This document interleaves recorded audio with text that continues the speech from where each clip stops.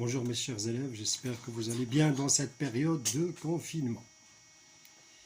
Comme vous le savez, les cours se sont arrêtés il y a plus d'une semaine, mais cela n'empêche pas qu'on pourrait assurer les activités pédagogiques à distance. Pour cela, j'ai choisi pour vous aujourd'hui une activité de lecture. Et on va étudier un texte du dernier jour d'un condamné, chapitre 31, page 84, si vous avez cette édition. Bon, je procède maintenant à la compréhension, à la lecture, la compréhension, si vous voulez, linéaire du texte. Comme vous savez,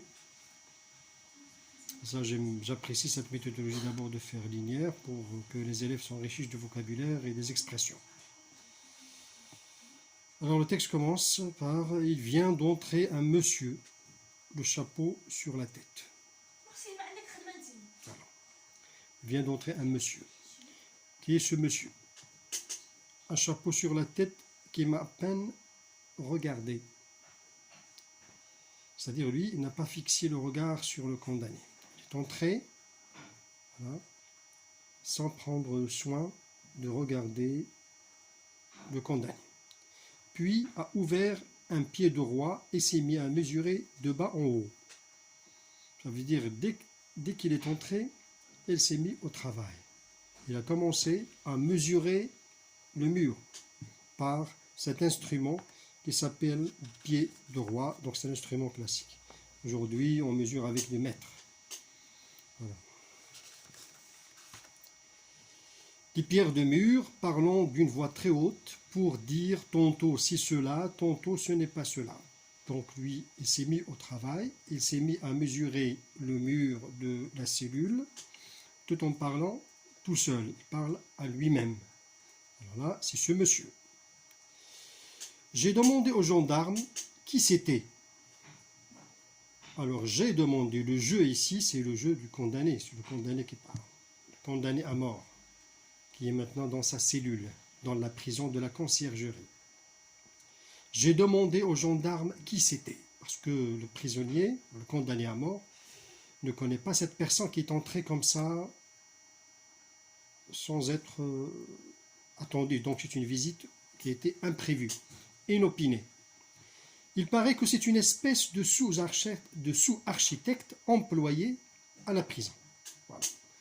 Donc ça, c'est seulement des hypothèses qu'il a formulées pour reconnaître cette personne. Il dit peut-être il est un sous-architecte qui travaille dans la prison. De son côté, sa curiosité s'est éveillée sur mon compte. Vous voyez? C'est-à-dire qu'après l'entrée, après qu'il avait fait, il a pris la mesure des murs, de la cellule,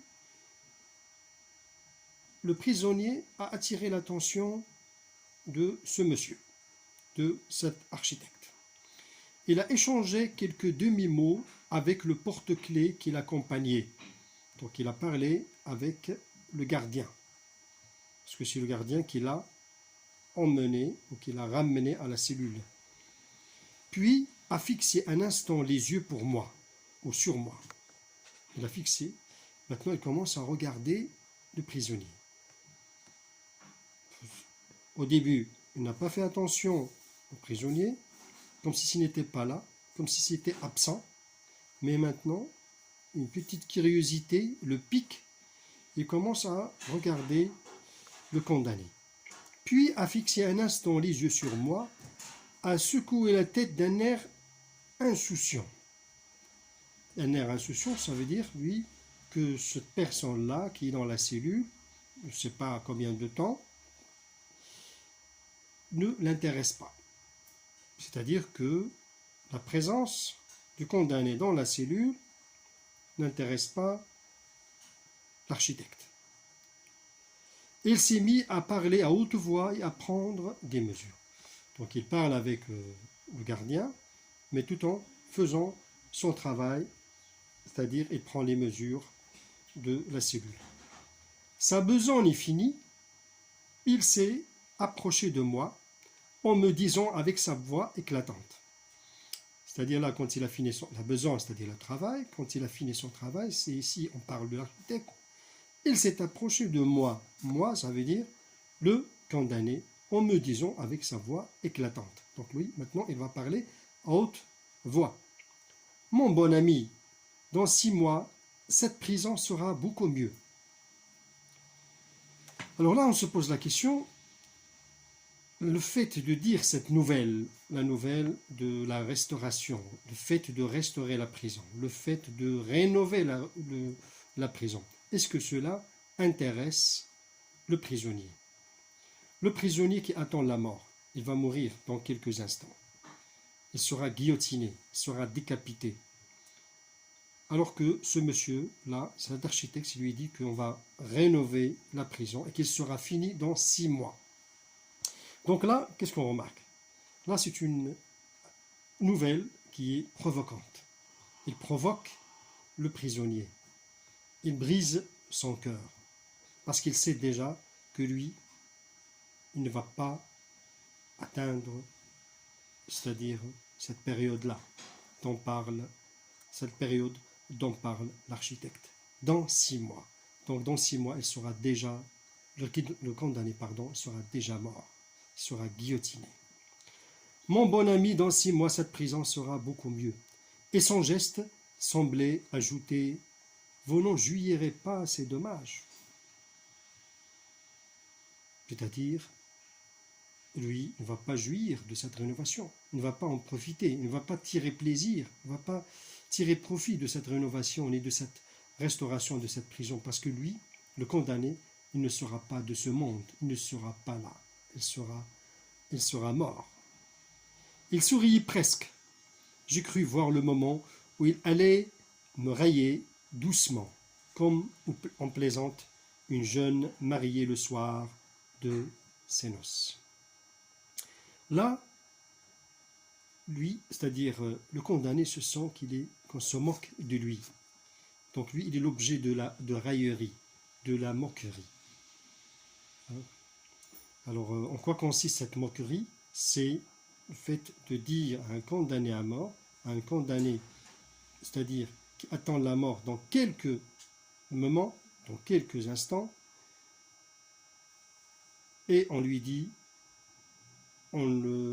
c'est-à-dire on lui donne cette information, cette nouvelle qui concerne la rénovation ou la restauration de la prison. En quoi cela va l'intéresser? Mais mon gendarme, vieux soldat à chevrons, s'est chargé de la réponse. Donc le gendarme qui accompagnait le architecte, c'est lui qui se charge de la réponse. Qu'est-ce qu'il dit? Monsieur, lui a-t-il dit, on ne parle pas si haut dans la chambre d'un mort. Voyez, maintenant, il est assimilé à un mort. Lui, il est vivant, il est là, il est dans la cellule, mais on le considère comme s'il est déjà mort. Vous voyez cette moquerie, cette raillerie, cette parole blessante. Donc lui, il est vexé, il est brisé dans son cœur. Vous voyez?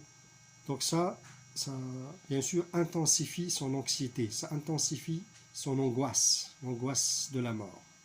Donc lui, en écoutant cette parole-là, il meurt à petit feu. C'est la mort à petit feu du condamné. Monsieur, lui a-t-il dit, on ne parle pas si haut dans la chambre d'un mort. Donc on le considère déjà comme il est mort.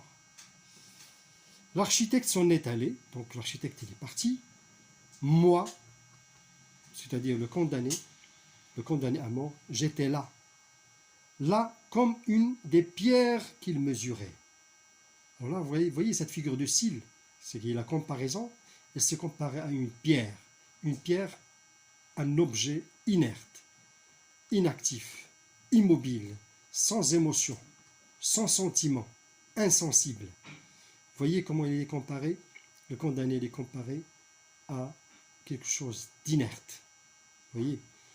Donc c'est une comparaison là qui met en valeur cette passivité, cette inertie du condamné qui est resté observateur. Il écoute ce que disent les autres, ce que dit l'architecte et le gendarme à son propos. sur son compte, c'est-à-dire ce qu'on disait sur son compte. Vous voyez? Donc là, la mort, il affronte la mort, mais cette mort-là qui est énoncée dans le dialogue des ces deux hommes qui sont entrés de manière, on peut dire ici, ils sont entrés dans sa cellule, qui l'ont dérangé. C'est un dialogue qui a dérangé vraiment le condamné. Donc là, c'est une stratégie de Victor Hugo, c'est-à-dire l'auteur, pour mettre en exergue, ces sentiments-là, ces sentiments de douleur, la douleur morale, cette angoisse, cette anxiété de la mort, qui est intensifiée aussi par cet échange de paroles entre le gendarme et le sous-architecte. Donc lui, il s'est présenté comme un objet de raillerie, un objet de moquerie.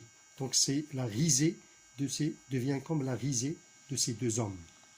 Voilà. Donc là, c'est ce qu'on appelle ça la mise en vedette, la mise en relief d'une situation pathétique, on dirait même tragique. Voilà.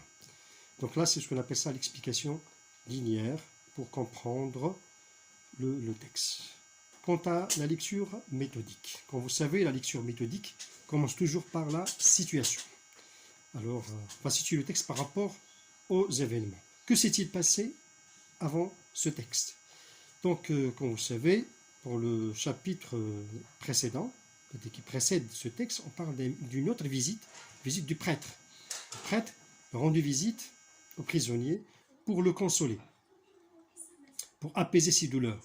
Comme vous savez, le prêtre, quand il accompagne les condamnés à mort, accompagne toujours les condamnés à mort, quand on les conduise à l'échafaud.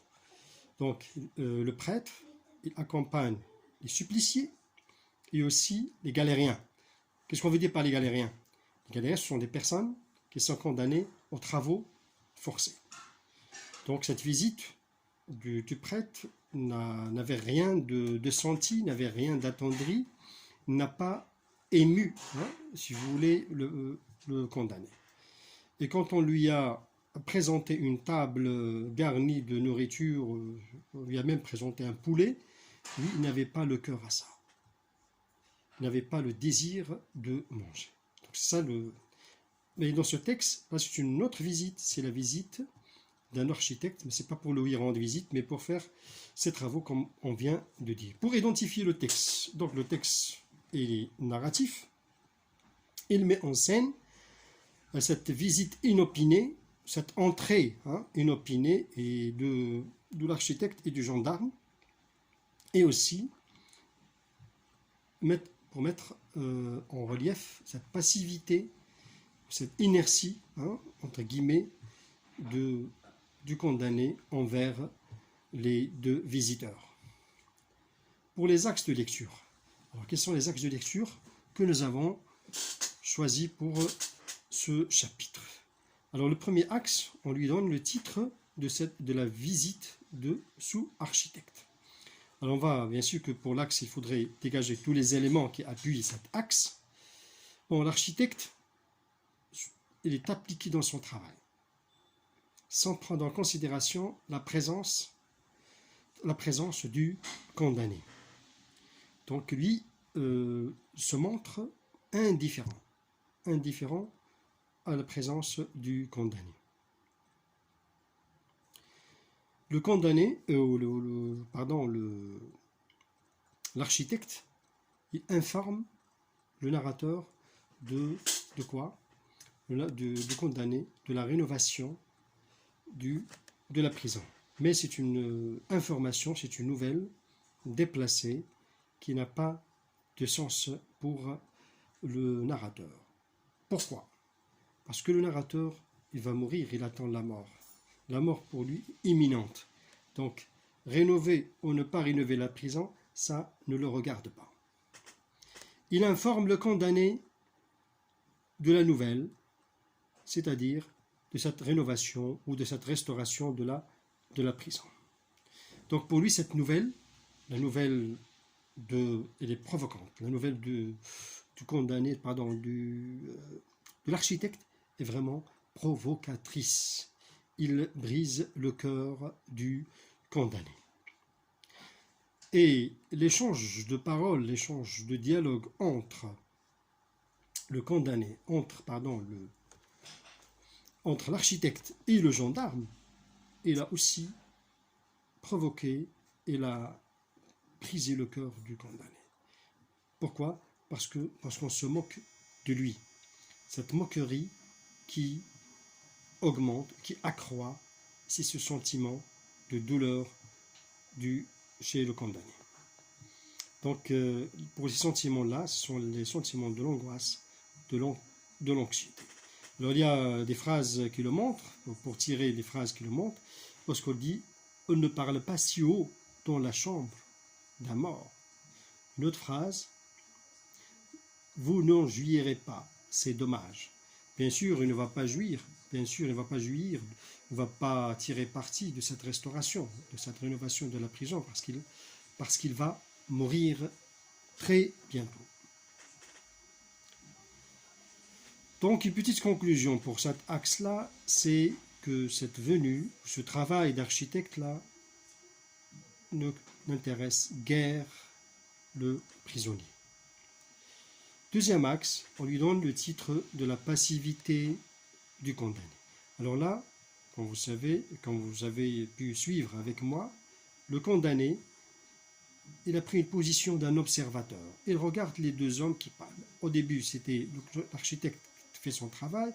Ensuite, l'architecte prend la parole et parle avec le gendarme à propos du condamné.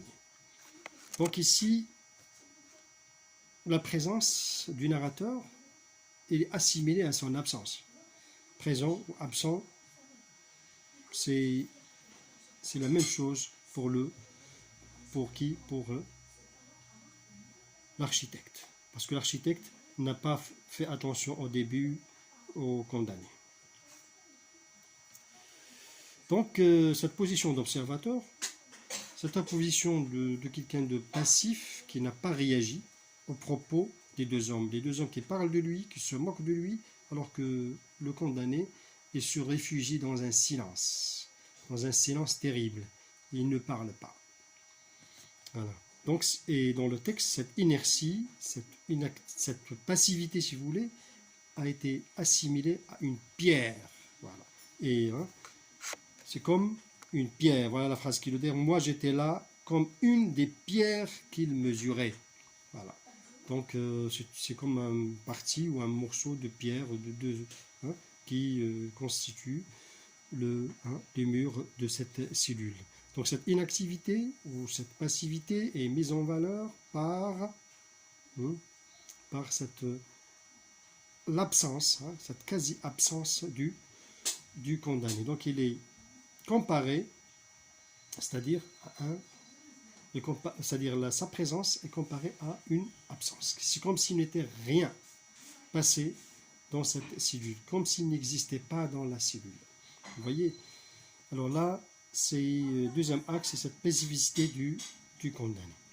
Alors, en grosso modo, une petite synthèse pour le texte, pour tout ce qu'on a dit, que ce texte-là met en valeur la passivité du condamné, les sentiments douloureux qui sont intensifiés par une présence ici, on peut dire une présence indue, présence imprévisible d'un architecte qui fait un travail, qui fait son travail, qui prend des mesures, mais sans prendre en considération la présence du condamné. Donc, la présence du condamné ici est assimilée à son absence. Voilà. Donc, c'est ce qu'on appelle ça la mise en vedette du pathétique dans ce texte-là. Donc, le pathétique ici, il est mis en valeur par l'inactivité, la passivité et aussi la moquerie ou la raillerie dont le narrateur était victime. Voilà. Je vous remercie.